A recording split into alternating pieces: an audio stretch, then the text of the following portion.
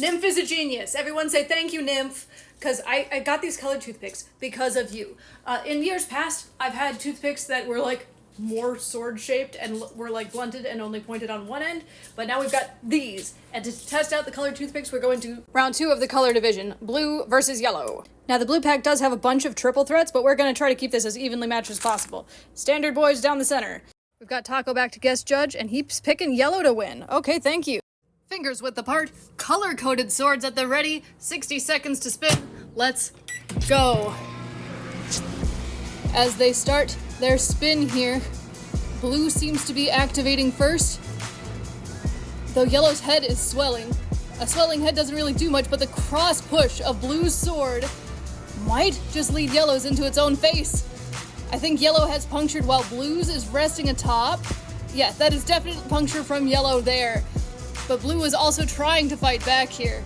These are the first, like, real fighters we've had. No, blue's is just grazing again. We need that deep puncture as demonstrated here by yellow. Blue's side is also ballooning up much the same way as purple's did yesterday. But that is a victory for yellow, so the cats were right for once. First time for everything. We got 15 seconds left to spin. And you can see blue starting to caramelize here. Oop. And yellow as well.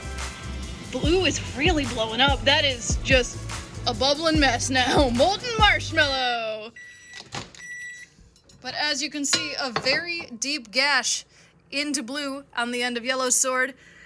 And that, I think, is just discoloration from how it expanded. I don't think that's an actual gore.